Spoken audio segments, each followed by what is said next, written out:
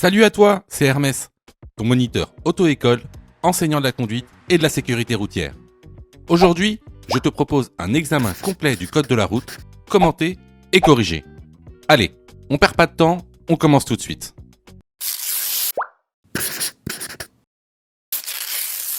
Question numéro 1. Ce panneau indique une zone où le stationnement est réglementé. Oui, réponse A. Non, réponse B.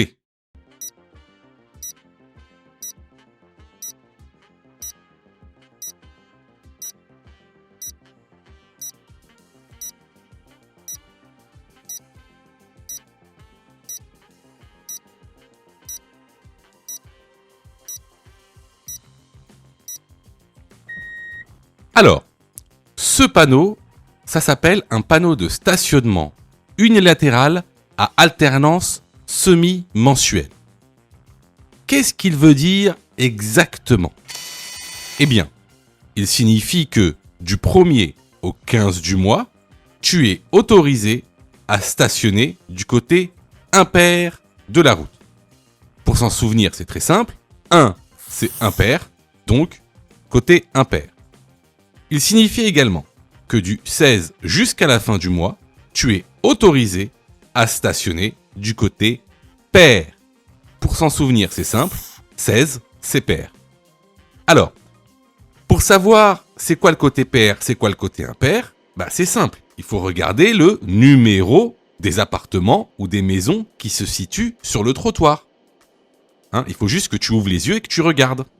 Alors, attention parce que il existe plein d'autres panneaux de stationnement qui ont des significations différentes et il faut que tu les connaisses pour passer l'examen du code de la route parce que ce sont des questions récurrentes. Donc je t'encourage fortement à aller dans la formation si par exemple tu viens d'apprendre quelque chose en regardant cette question. Parce que tu devrais pas normalement. Donc ici, pour répondre à la question, ce panneau indique bien une zone où le stationnement est réglementé. La bonne réponse ici est la réponse A. Question numéro 2. La balise indique un passage à niveau à 150 mètres. Oui, réponse A. Non, réponse B.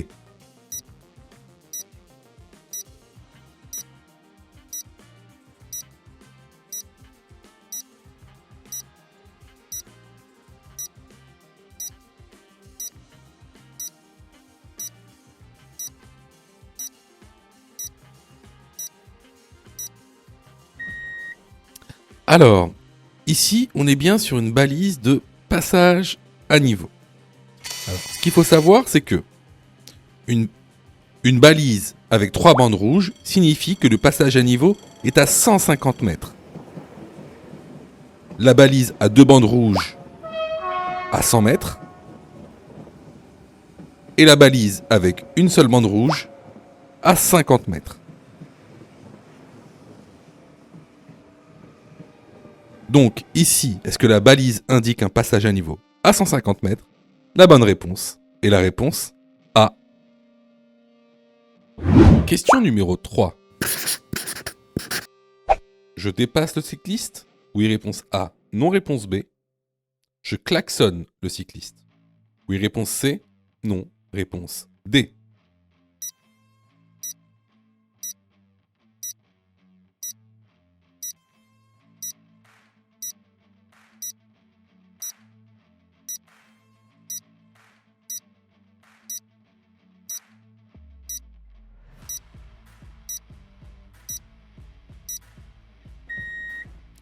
Alors ici, on est dans une situation quand même assez particulière. On va faire le point. Alors déjà, on a un poids lourd à droite qui est garé sur une voie à vélo.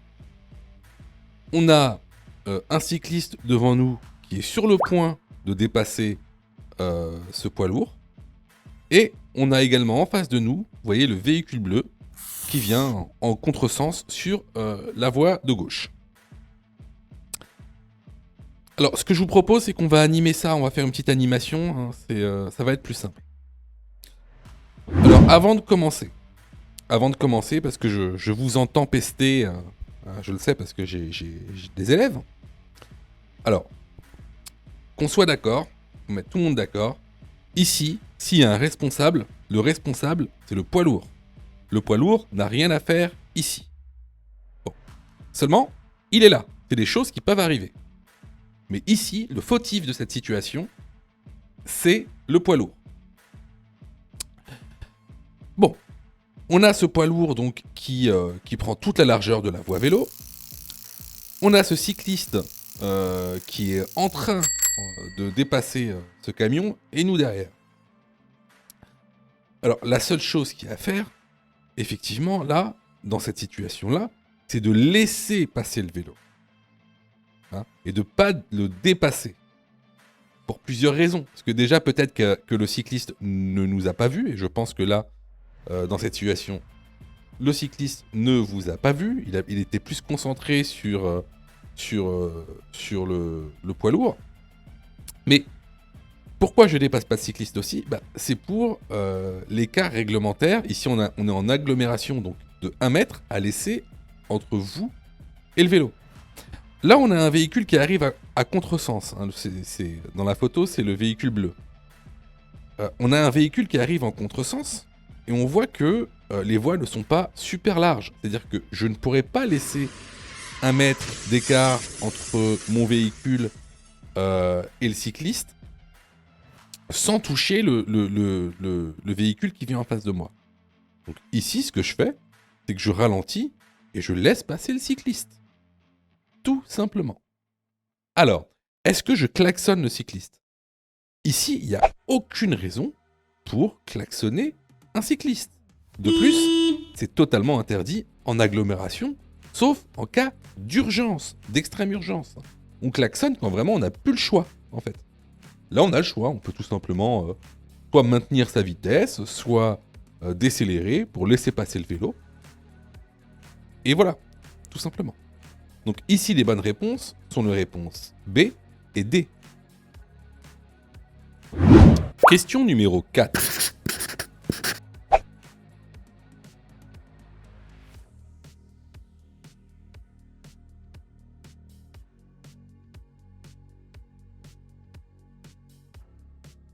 Une voiture se trouve dans le giratoire à gauche. J'ai la priorité, donc je peux m'engager. Oui, réponse A. Non, réponse B.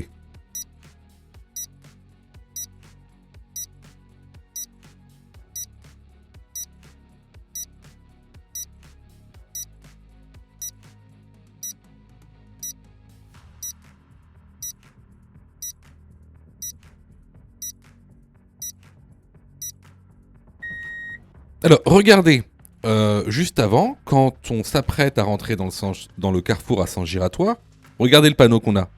On a un panneau « Céder le passage ». Donc, il faut céder le passage au véhicule, ici comme on rentre dans un sens giratoire, venant de gauche. Alors ça, c'est une chose qu'on a vue plusieurs fois dans la formation. Alors, regardez, il y a une procédure pour pouvoir s'engager dans un sens giratoire. Il y en a même plusieurs selon la sortie que vous prenez. Alors, ici, lorsqu'on s'engage dans un sens giratoire, regardez l'animation, il faut laisser la priorité aux véhicules qui viennent de gauche, dans cette zone qui clignote en rouge. Donc s'il y a un véhicule dans cette zone qui clignote en rouge, on doit céder le passage. Donc ici, je n'ai pas la priorité, donc je ne peux pas m'engager. La bonne réponse est la réponse B. Question numéro 5. Dans cette situation, je ralentis. Oui, réponse A. Non, réponse B. Je place mon pied devant le frein. Oui, réponse C. Non, réponse D.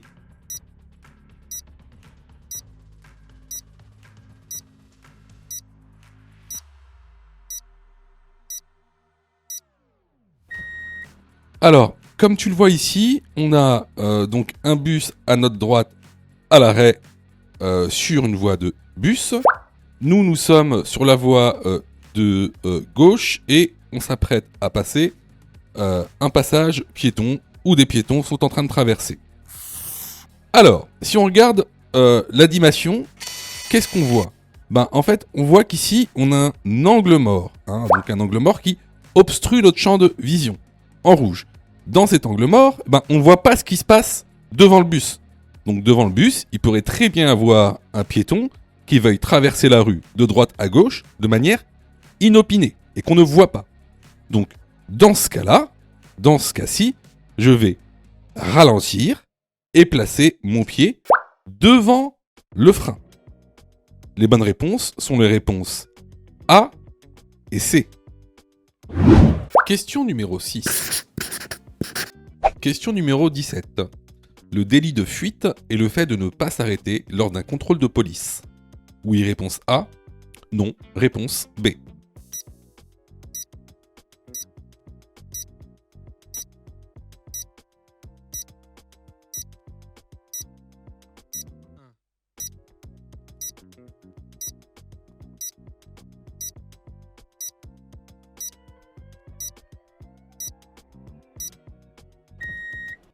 Alors, souvent vous confondez deux choses.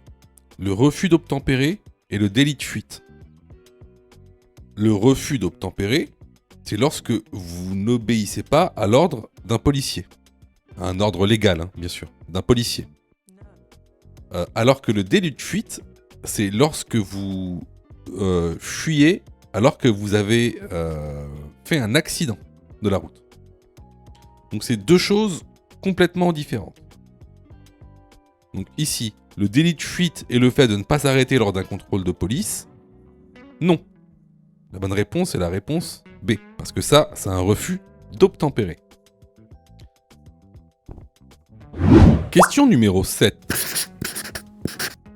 Le panneau de forme triangulaire indique un danger permanent. Oui, réponse A. Non, réponse B.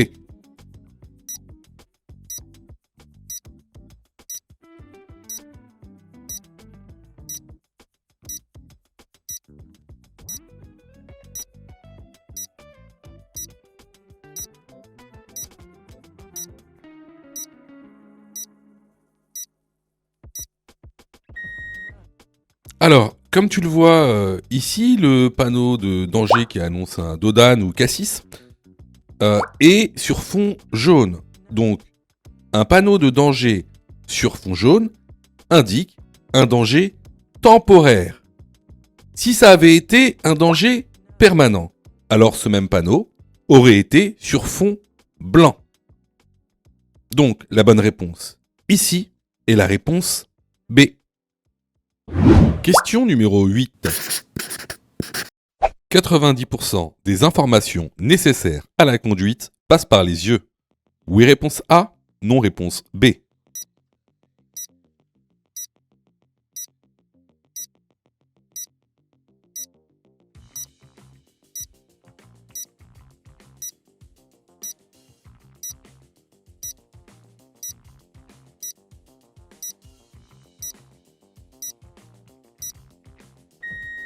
Alors là, c'est vraiment une question de cours pur, donc on va pas s'y attarder. Effectivement, 90% des informations nécessaires à la conduite passent par les yeux.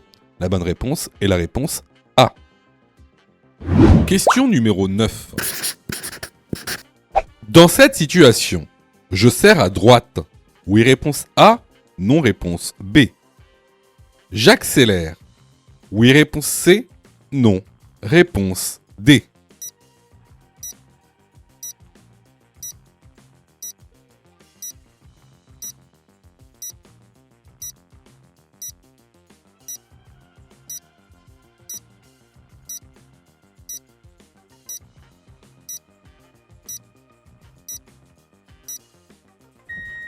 Alors, regarde le rétroviseur gauche. On a un véhicule qui est en train de nous doubler. Alors, quelles sont les bonnes manières à adopter quand on te double et pourquoi? Alors, quand on te double, il faudra tout d'abord serrer à droite au maximum. Et ce pour deux raisons. La première raison, c'est de pouvoir laisser un espace agréable pour que le véhicule puisse te doubler. Également, regarde ici. Là, c'est le véhicule derrière toi quand t'as pas serré à droite. Regarde le champ de vision en vert. Et maintenant, regarde le champ de vision quand tu as serré à droite. Tu vois très bien que le véhicule qui est derrière toi a un plus grand champ de vision si tu serres à droite, et donc il peut voir plus loin. Également, la deuxième chose, c'est qu'il ne faut surtout pas accélérer, car si tu accélères en même temps qu'il te dépasse, il va avoir du mal donc à te dépasser, donc te rabattre, et donc une plus grande chance pour le véhicule qui est en train de te dépasser de rencontrer un véhicule en sens inverse. Donc ici, les bonnes réponses vont être les réponses A et D. Question numéro 10. La pression des pneus a une influence sur la consommation de carburant. Oui, réponse A. Non, réponse B. La vérification de la pression des pneus doit être réalisée. C. Tous les ans. D. Tous les mois.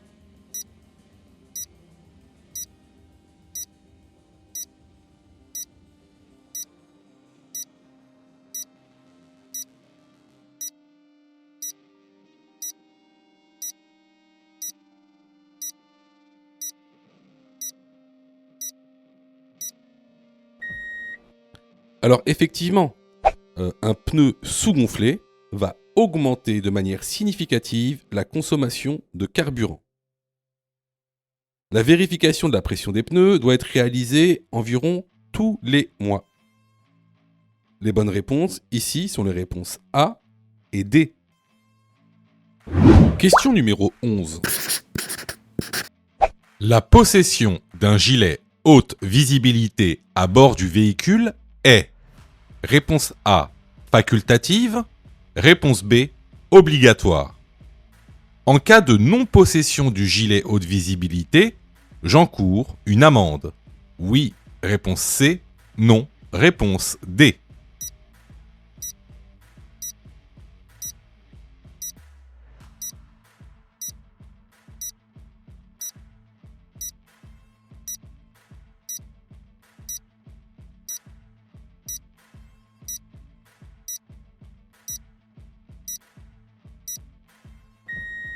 Alors, effectivement, ne pas posséder son gilet haute visibilité à bord du véhicule est une infraction.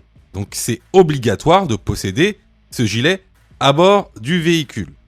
Alors, c'est quoi comme catégorie d'infraction? C'est une contravention de première classe qui est sanctionnée par une amende de 11 €. Donc, les bonnes réponses ici sont les réponses B et C. Question numéro 12. Le véhicule A tourne à gauche. Il doit céder le passage au véhicule B. Oui, réponse A. Non, réponse B.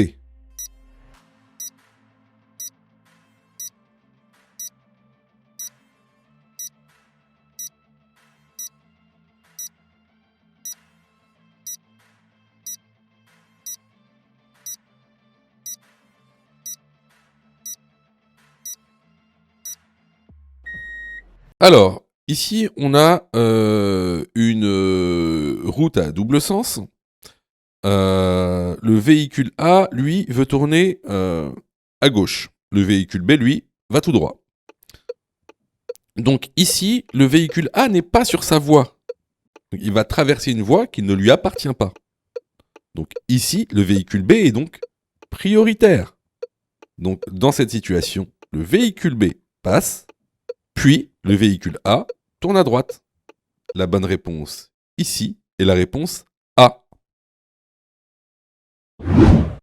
Sais-tu que Mon Code de la route est aussi une plateforme pédagogique qui te permet de passer ton examen du code à partir de seulement 9,90 €. Et on a même conçu, spécialement pour toi, un programme qui te permet d'obtenir ton code en un temps record. C'est le programme Mon Code en 10 jours. Avec un calendrier de révision personnalisé, un contenu pédagogique par thème conforme à la nouvelle réforme, des nombreux tests d'examen blanc issus de l'examen officiel, accessible sur smartphone, tablette et PC durant 1 an et en accès illimité. Et surtout, cette formation est 100% remboursée en cas d'échec à l'examen. Alors, si tu souhaites obtenir ton code du premier coup sans te ruiner et sans risque, rejoins notre programme en cliquant sur le lien en description de la vidéo. Pour ça, tu as juste à cliquer sur le lien en description et à choisir ta formule. Question numéro 13. Cette passagère ne porte pas sa ceinture. Elle risque une amende. Oui, réponse A. Non, réponse B.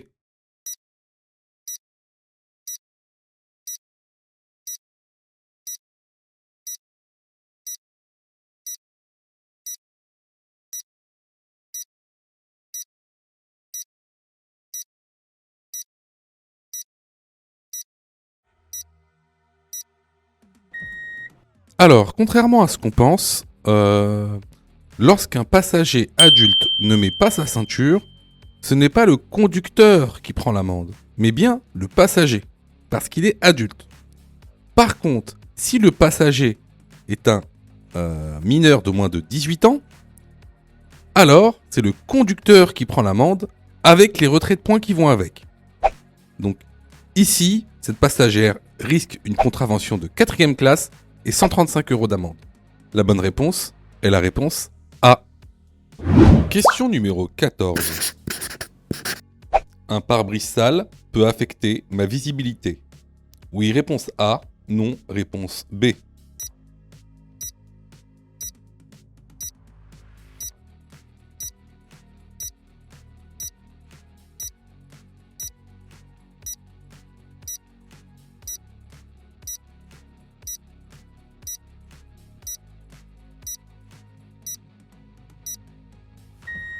Alors bien sûr, un pare-brise sale, comme vous le voyez sur la photo, va automatiquement affecter votre visibilité. D'ailleurs, même un rétroviseur va affecter votre visibilité. Donc, prenez soin d'avoir toutes vos surfaces vitrées propres. Et quand je parle de surfaces vitrées, je parle aussi des feux. Sachez également que vous pouvez être verbalisé pour une surface vitrée sale. Donc la bonne réponse ici est la réponse A. Question numéro 15. Je peux dépasser ce véhicule. Oui, réponse A. Non, réponse B.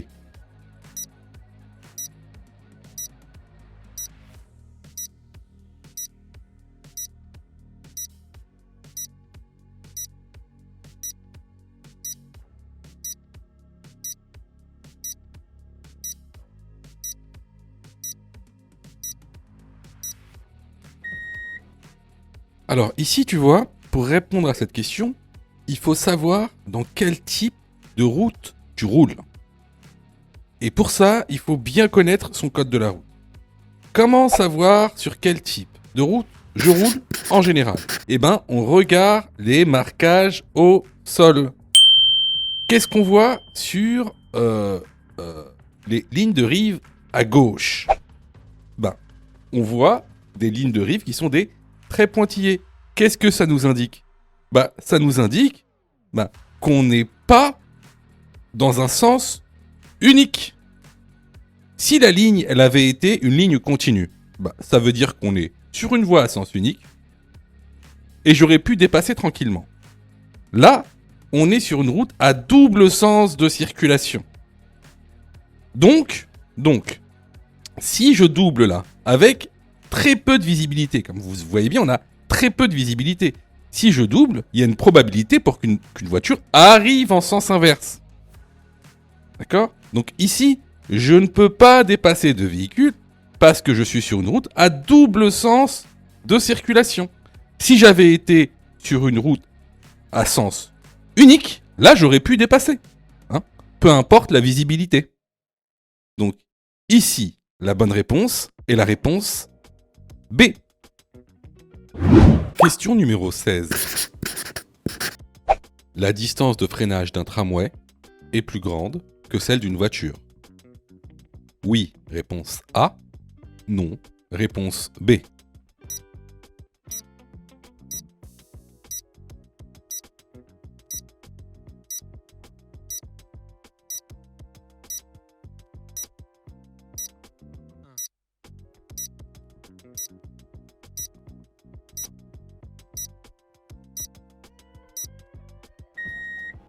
Alors, important à savoir, bien sûr, la distance de freinage dépend en fait de la masse du véhicule.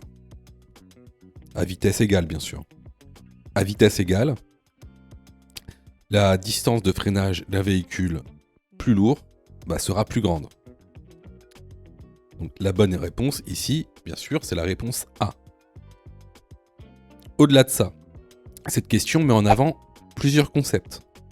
Le concept de la distance de freinage, de la distance d'arrêt, de la distance de réaction, de la distance de sécurité. Ce sont 4 concepts différents, qui sont reliés certes, mais différents, et que vous devez savoir calculer. Très important.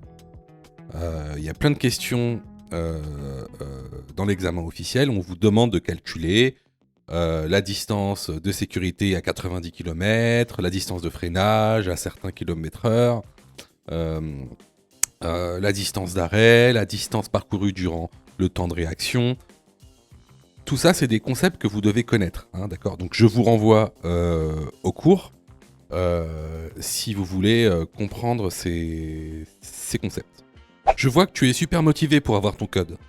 Alors, soutiens la chaîne en t'abonnant et surtout en activant les notifications afin d'être prévenu des dernières vidéos mises en ligne. Question numéro 17. Se déplacer en tramway, c'est participer à l'écomobilité. Oui, réponse A, non, réponse B.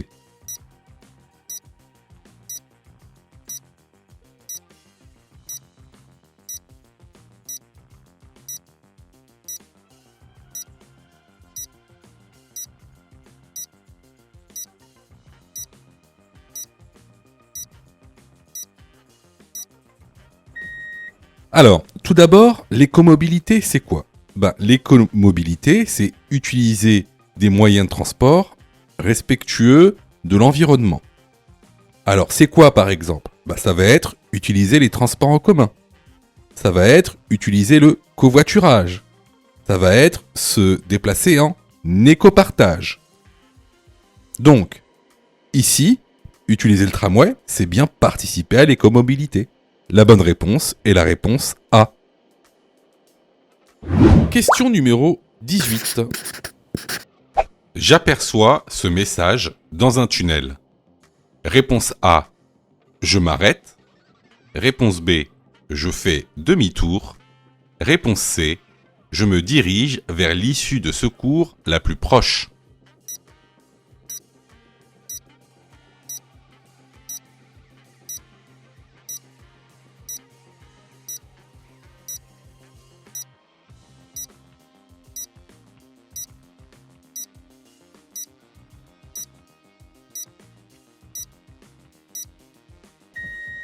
Alors, comme vous le voyez ici, il y a écrit « évacuer ». Alors, évacuer, ça veut dire quoi ? Évacuer, ça veut dire prendre les issues de secours. Souvenez-vous, dans un tunnel, il est strictement interdit de faire demi-tour. Donc là, ce que je fais, quand je vois ça, j'arrête le véhicule et je me dirige vers l'issue de secours la plus proche. Alors, pour ceux qui ne savent pas, dans un tunnel, vous allez repérer les issues de secours comme ça. Ça ressemble à ça quand vous regardez une issue de secours de l'extérieur. Donc c'est vert. Lorsque vous poussez la porte, donc vous allez vous retrouver dans des tunnels. Voilà. Après vous suivez les indications et ça va vous ramener en fait dehors, à l'extérieur. Alors, à ne pas confondre avec ce qu'on appelle les niches de sécurité. Les niches de sécurité, elles sont oranges, et en fait, à l'intérieur, c'est juste une salle. Il n'y a rien dedans, c'est une pièce. Enfin, il n'y a rien dedans. Il y a un poste d'appel d'urgence et il y a un extincteur. C'est tout. Donc, ici, les bonnes réponses vont être les réponses A et C. Question numéro 19. Ce véhicule transporte des matières dangereuses. Oui, réponse A. Non, réponse B.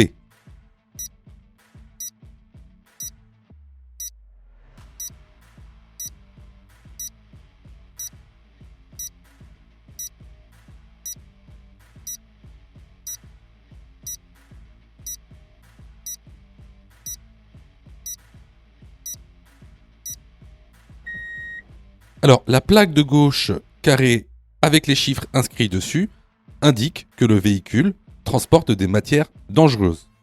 À droite, la plaque losange indique le type de matière dangereuse que ce véhicule transporte.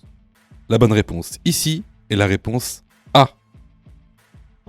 Question numéro 20. Dans cette situation, je peux dépasser ce camion. Oui, réponse A. Non, réponse B. J'attends avant de dépasser. Oui, réponse C. Non, réponse D.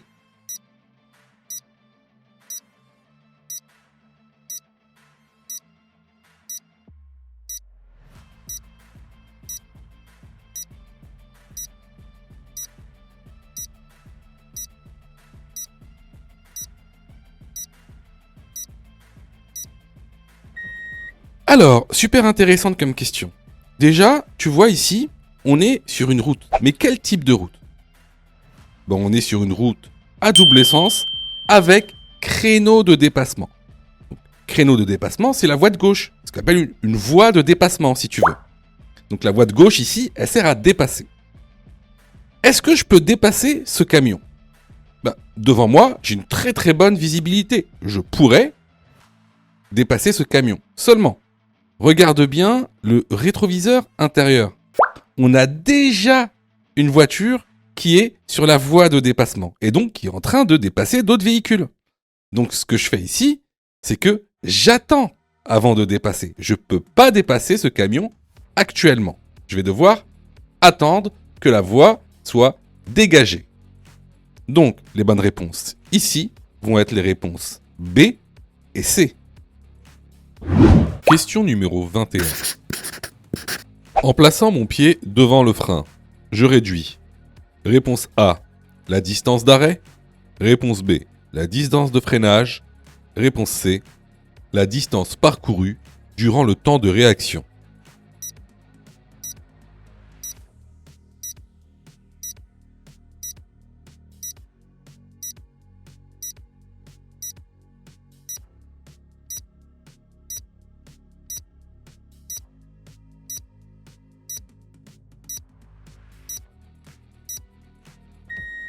Alors, comme vous le savez, dans les modules pédagogiques du code de la route, on a plusieurs distances que tu dois savoir calculer. Distance de freinage, distance d'arrêt, distance parcourue durant le temps de réaction, distance de sécurité. Alors, aujourd'hui, on va s'intéresser à la distance d'arrêt, notamment à la distance de freinage. Alors, ce qu'il faut savoir, la distance d'arrêt, c'est quoi? La distance d'arrêt, c'est le temps parcouru durant le temps de réaction et durant le freinage. Donc, distance d'arrêt, c'est égal à distance parcourue pendant le temps de réaction plus la distance de freinage. Alors, qu'est-ce que le temps de réaction? Le temps de réaction, il est composé donc de 4 composantes qu'on va appeler PADA. Ce sera un moyen mémotechnique pour s'en souvenir. Donc, PADA, P pour percevoir, A pour analyser, D pour décider, A, agir. Donc, percevoir, ça va être voir le danger. Analyser, c'est-à-dire, analyser, c'est dans quelles conditions je suis. Décider, c'est qu'est-ce que je vais faire? Est-ce que je vais freiner? Est-ce que je vais tourner? Est-ce que je vais accélérer? Et ensuite, en dernier recours, le A pour agir. Donc c'est le moment où on agit. En général, on freine. Donc ici, si je place mon pied devant le frein, qu'est-ce que je vais faire? Je vais réduire la distance parcourue durant le temps de réaction, parce que j'aurai déjà le pied devant le frein. Également, Étant donné que la distance parcourue durant le temps de réaction fait partie de la distance d'arrêt, alors je vais aussi réduire de manière mécanique la distance d'arrêt. Donc ici, les bonnes réponses vont être les réponses A et C. Question numéro 22. Ma voiture dispose de 4 places pour les passagers. Je peux prendre un autre passager en plus car il est de petite taille. Oui, réponse A. Non, réponse B.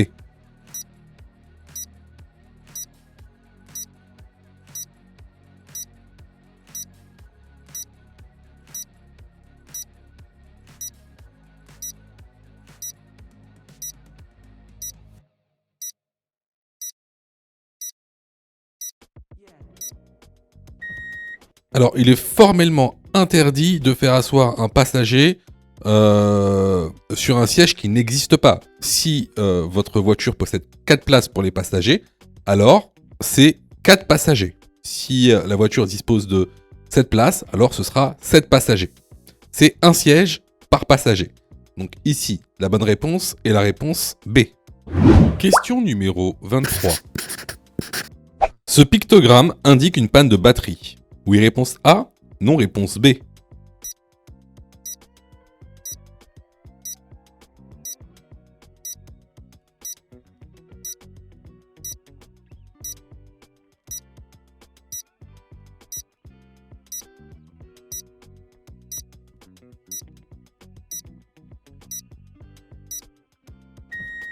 Effectivement, ce pictogramme indique une panne de batterie. La bonne réponse ici est la réponse A. Question numéro 24. Je suis en agglomération. Pour dépasser ce vélo, je dois laisser un intervalle de sécurité de réponse A, 1 mètre, réponse B, 2 mètres.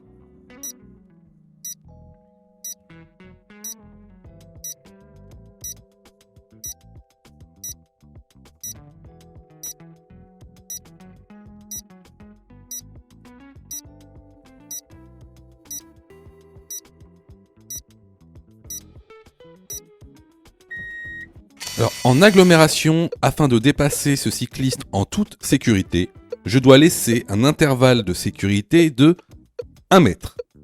La bonne réponse ici est la réponse A. Question numéro 25. Je programme mon GPS avant de conduire. Oui, réponse A. Non, réponse B.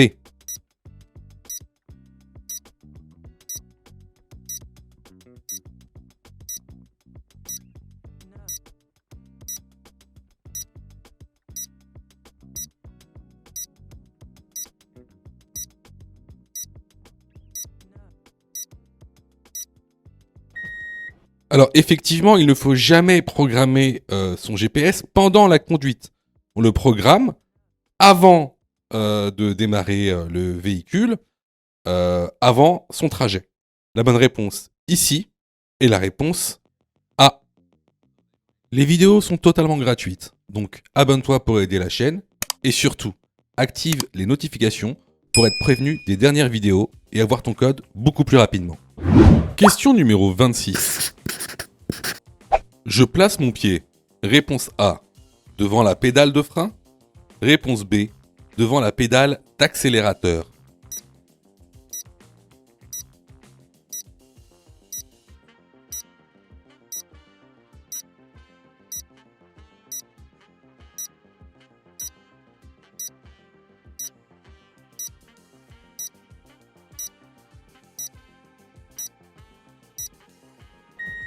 Alors ici, vous voyez, il y a un véhicule blanc qui arrive par la droite. Cependant, il a un stop. Donc, j'ai la priorité. Par contre, il est possible que la personne ne nous ait pas vus. Donc, au cas où, on anticipe par mesure de sécurité et on met son pied devant la pédale de frein. La bonne réponse ici est la réponse A. Question numéro 27. Je peux dépasser le véhicule gris. Réponse A, s'il roule lentement. Réponse B, dans tous les cas. Réponse C, s'il roule à allure normale.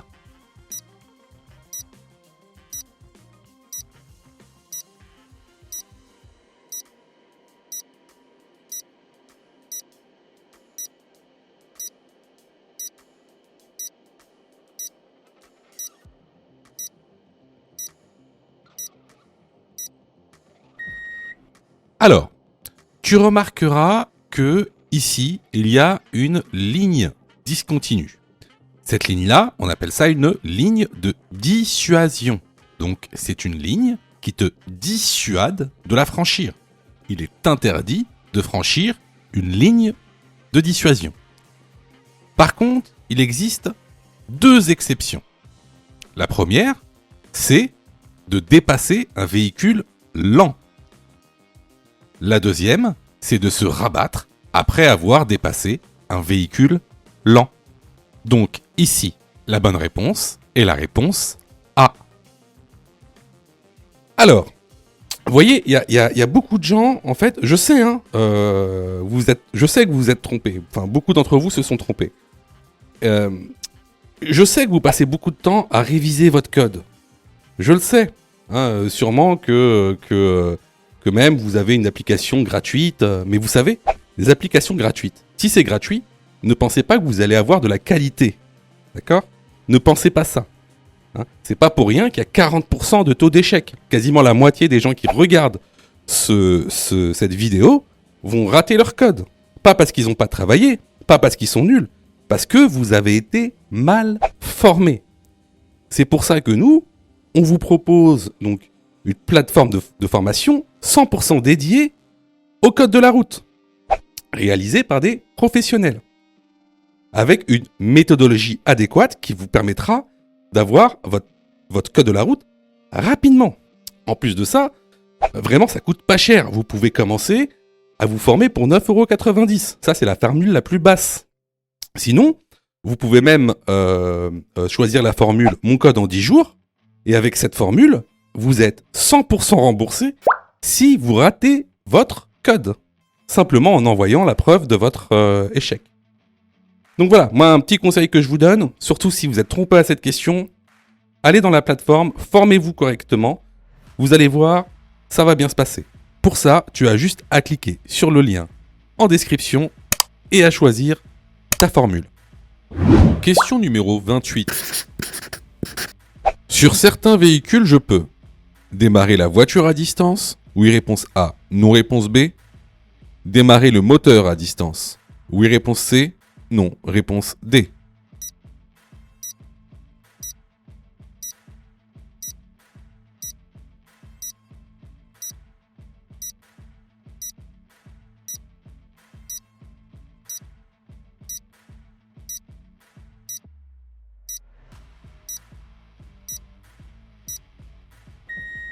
Alors effectivement, maintenant dans les nouvelles voitures, on peut faire plein de choses à distance. On peut démarrer la voiture à distance, on peut ouvrir, fermer les portières à distance, on peut aussi fermer les fenêtres à distance.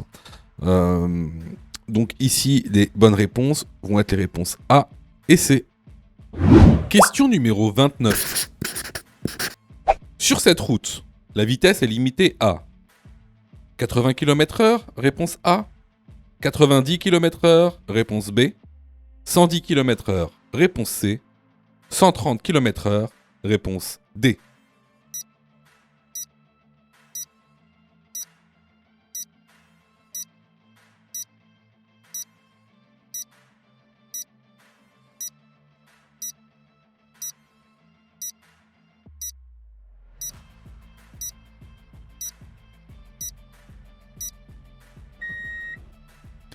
Alors là, c'est vraiment une question de cours. Donc si vous avez fait une erreur sur cette question, je vous incite vivement à aller dans l'information que vous trouverez en lien dans la description. Sur ce, alors déjà je vais vous montrer le document qui montre en fait les vitesses maximales autorisées selon les conditions atmosphériques, selon que vous soyez en probatoire ou non, la visibilité et selon le type de route. Alors, ce qui va surtout nous intéresser, c'est pas les données qu'il y a dans le tableau. C'est déjà de savoir sur quelle route on est. D'accord? Donc, si on revient sur notre contexte, comment est-ce qu'on peut savoir si on est sur une route à chaussée séparée, si on est sur une route à double sens, si on est sur une route à double sens avec créneau de dépassement, ou si on est sur une autoroute. Alors, on a vu ça à plusieurs reprises, que ce soit dans l'information ou même sur les vidéos YouTube. C'est très très simple. Il faut regarder les lignes de rive sur la voie de gauche. Regardez là sur la voie de gauche les lignes de rive. Les lignes de rive sont discontinues sur la voie de gauche. Étant donné qu'elles sont discontinues, on est sur une route à double sens.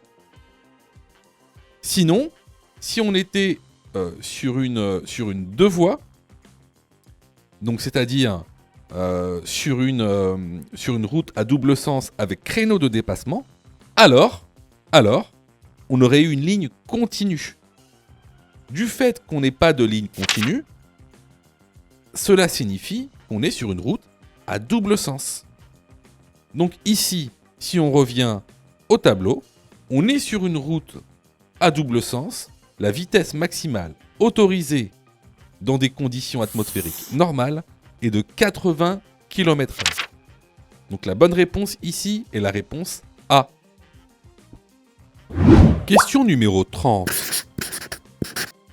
Les vitres avant et le pare-brise avant doivent offrir un coefficient de transparence d'au moins. Réponse A, 70%. Réponse B, 80%. Pour les autres vitres, le seuil minimal est de réponse C, 40%. Réponse D, 0%.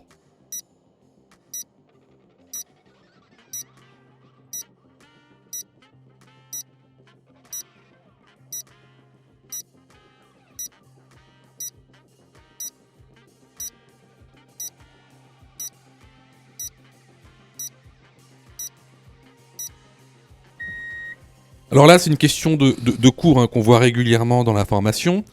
Donc, ce sont des chiffres à savoir concernant le pare-brise avant et les vitres latérales.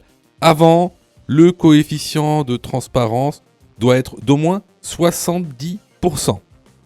Pour les vitrages latéraux arrière et la lunette arrière, il n'y a pas de seuil. Les bonnes réponses ici sont les réponses A et D. Question numéro 31. Les aires de repos sont espacées de réponse A, 5 km, réponse B, 10 km, réponse C, 20 km, réponse D, 30 km.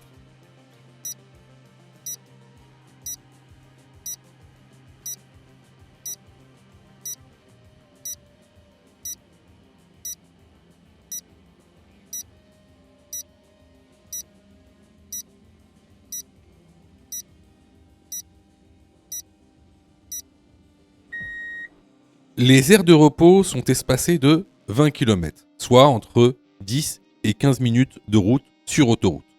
La bonne réponse ici est la réponse C. Question numéro 32. Je circule à 50 km/h. Mon allure est adaptée à la situation. Oui, réponse A. Non, réponse B.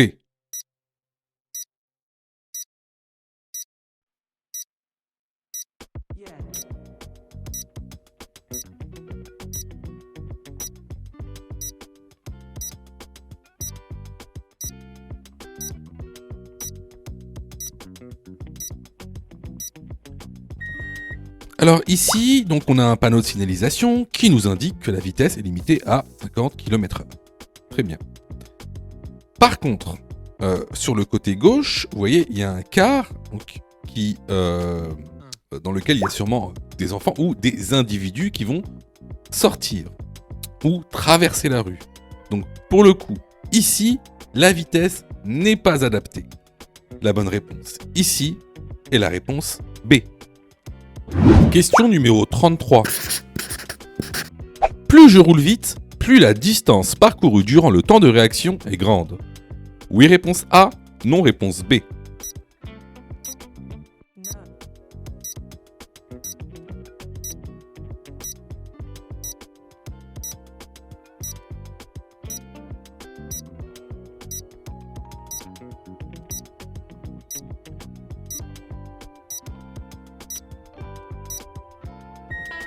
Alors ça, ce sont vraiment des questions récurrentes pour le nouveau code de la route, nouvelle réforme. Faut vraiment que vous maîtrisiez ce sujet-là. Alors, avant toute chose, c'est quoi le temps de réaction ? Le temps de réaction, c'est un temps qui est égal à 1 seconde. Tout le monde a ce temps de réaction-là, dans des conditions normales, bien sûr. Faut pas avoir bu, ni fumé, ni avoir pris de la drogue. Donc, le temps de réaction est d'environ 1 seconde pour un être humain. Pendant ce temps, qu'est-ce que vous faites ? Tout d'abord, vous allez percevoir un danger. Ensuite, vous allez analyser le danger. Ensuite, vous allez prendre une décision. Et enfin, vous allez agir suite à la prise de décision. C'est ce qu'on appelle le PADA. C'est un moyen mémotechnique pour s'en souvenir. Donc, P pour percevoir, A pour analyser, D pour décider, A pour agir. Alors, pendant ce temps de réaction qui dure 1 seconde, lui, votre véhicule, il continue d'avancer. Donc, effectivement, plus votre vitesse sera élevée, plus le temps parcouru pendant ce temps de réaction va être grande. Regardez ce document, par exemple, à 50 km/h, la distance parcourue pendant 1 seconde est de 15 mètres. À 80 km/h, la distance parcourue est de 24 mètres. Et à 130, elle est de 40 mètres. Donc ici, pour répondre à la question, plus je roule vite, plus la distance parcourue durant le temps de réaction est grande. La bonne réponse ici est la réponse A. Je vous invite fortement à aller dans la formation. On vous expliquera tout. Clairement, si tu as répondu faux à cette question, ça montre... Alors, ça montre pas que t'as pas révisé. Je suis sûr que t'as passé beaucoup de temps à réviser, à faire des séries, mais ça montre que t'as pas les notions essentielles. Voilà. Que t'as été mal formé. Alors, je sais pas où tu as été formé, mais en tout cas, t'as été mal formé, parce que c'est une question de base. C'est vraiment une notion de base. Et puis, c'est bête de pas vouloir te former, parce que, par exemple, nous, on a mis en place une plateforme où tu peux te former à partir de 9,90 €. 9,90 € pour être formé correctement. En plus, si tu choisis de prendre la formule Mon code en 10 jours pour avoir ton code plus rapidement, t'es remboursé à 100% si tu échoues à ton examen. Juste en montrant ta preuve d'échec. Voilà. Donc, écoutez, moi je vous conseille vivement de vous former, sachant que vous savez, ça coûte pas cher. Et en plus, si vous n'êtes pas prêt à mettre 9 € ou 40 € pour vous former correctement au code de la route, sachez que juste après, c'est le permis de conduire, c'est la conduite. C'est-à-dire que le permis de conduire coûte en moyenne 2000 € à peu près. C'est 37 heures en moyenne d'heures de conduite pour obtenir son permis en France. À peu près 2000 €, un peu moins. C'est 1800 €. Donc, si t'as pas 40 € ou 10 € pour te former au code de la route, ça va être compliqué de passer ta conduite et donc ton permis de conduire. Parce que là, ce sera 2000 €. Pour ça, tu as juste à cliquer sur le lien en description et à choisir ta formule. Question numéro 34. Dans cette situation, je peux aller tout droit. Oui, réponse A. Non, réponse B. Je peux. Réponse C. Tourner à gauche. Réponse D. Tourner à droite.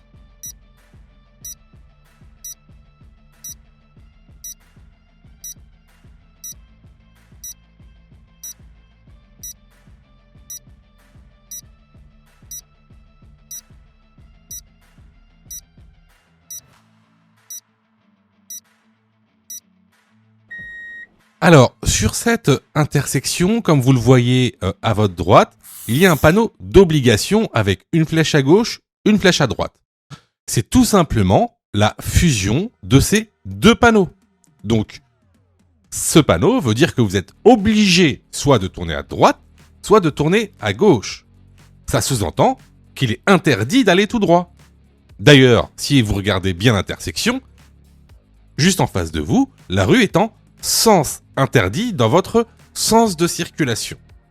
Donc, ici, les bonnes réponses vont être les réponses B, C et D. Question numéro 35. Ce panneau indique une interdiction de klaxonner. Oui, réponse A, non, réponse B.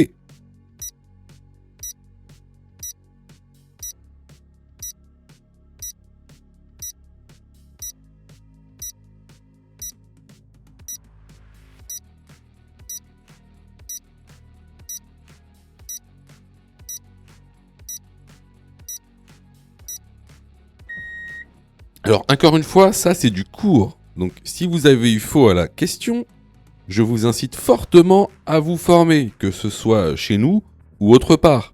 Mais clairement, vous n'allez pas pouvoir avoir votre code si vous ne connaissez pas vos panneaux, et de manière assez précise. Alors ici, en plus on l'a vu plusieurs fois dans les vidéos YouTube, ici, alors certes c'est un panneau d'entrée d'agglomération, mais ce panneau d'entrée d'agglomération inclut deux panneaux. Le panneau d'interdiction de klaxonner et la vitesse minimale, la vitesse maximale autorisée de 50 km/h. Donc ici, la bonne réponse est la réponse A. Question numéro 36. La conduite sous l'influence de stupéfiants est punie. Réponse A, d'une amende maximale de 4 500 €. Réponse B, de 2 ans d'emprisonnement maximum. Réponse C, de 4 ans de prison maximum.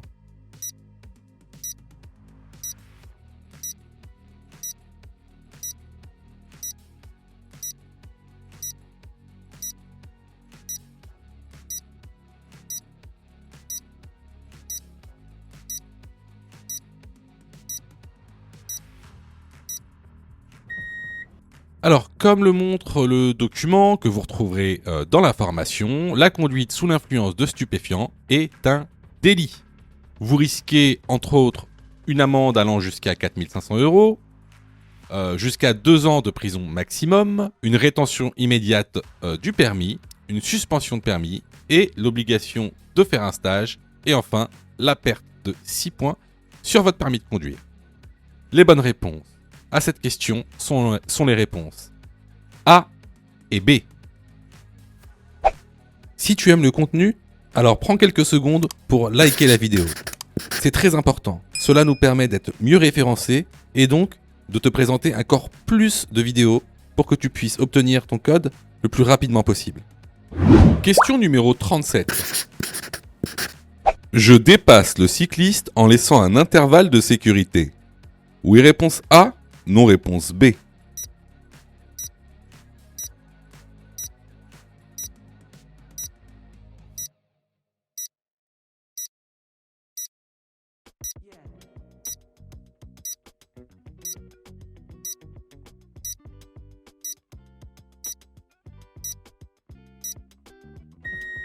Alors ici, comme tu peux le voir, on a un camion qui est garé à cheval entre la chaussée et le trottoir. Donc là, le cycliste risque de se décaler. Donc, ici, on ne dépassera pas le cycliste, peu importe l'intervalle de sécurité. La bonne réponse, ici, est la réponse B. Question numéro 38. Lorsque je tiens le volant, les pouces doivent être placés. Réponse A, à l'intérieur. Réponse B, à l'extérieur.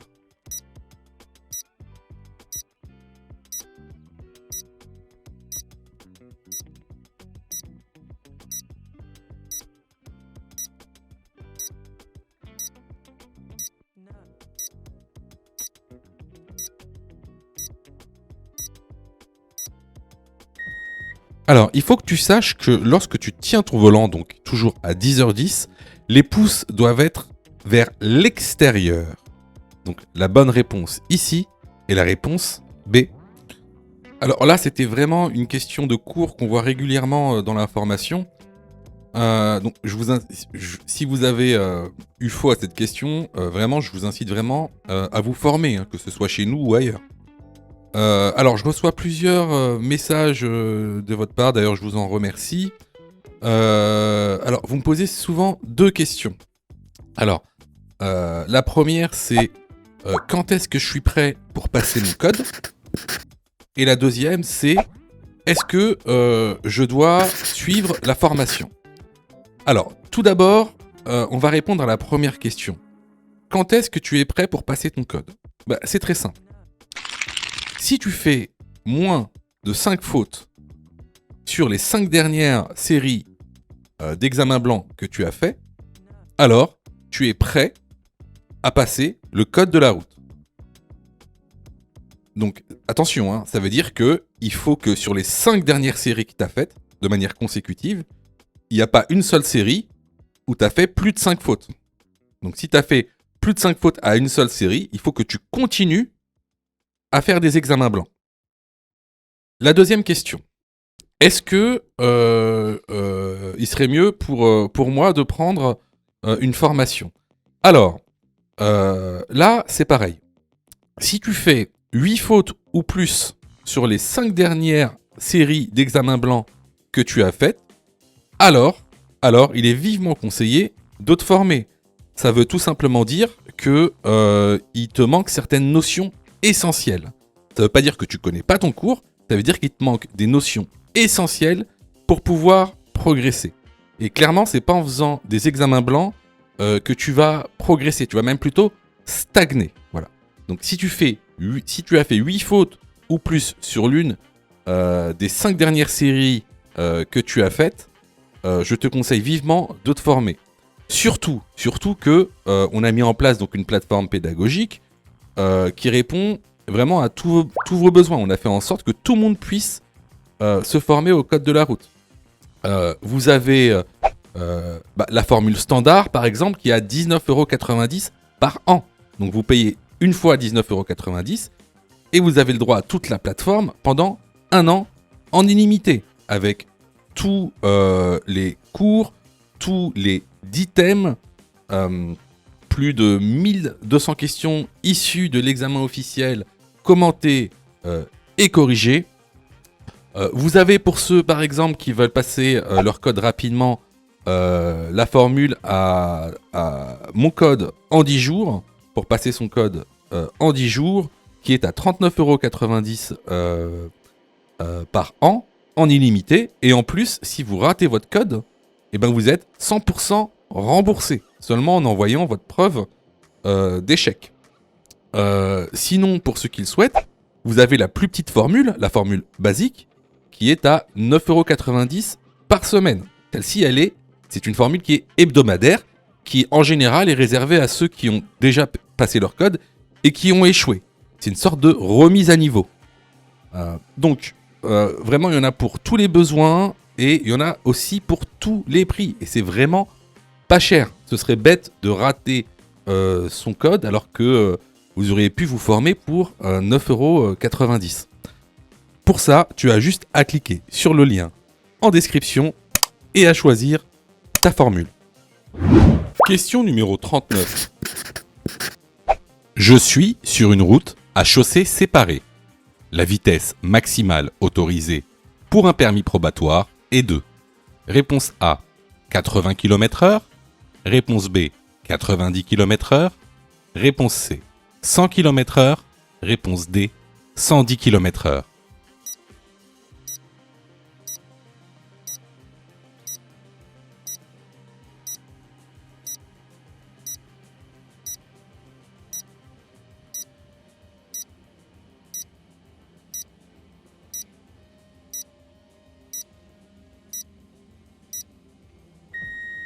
Alors ça, c'est vraiment une question de cours basique.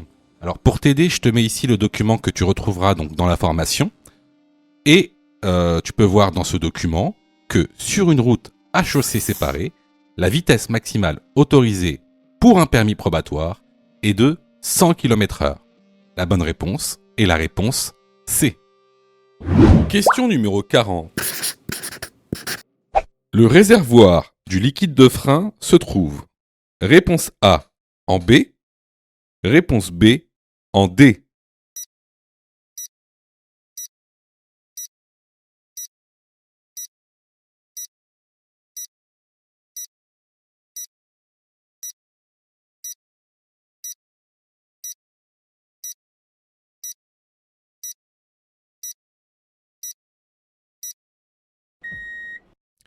Ici, le réservoir du liquide de frein se trouvera en B. La bonne réponse est la réponse A. Si tu as fait 8 fautes ou plus, ne panique pas. Rejoins-nous sur notre plateforme pédagogique en ligne en cliquant sur le lien en description de la vidéo. Tu pourras alors choisir la formule qui te convient. N'oublie pas de liker la vidéo et de t'abonner pour recevoir toutes les dernières notifications. Tu peux aussi continuer à t'entraîner en cliquant sur l'une des vidéos qui s'affichent.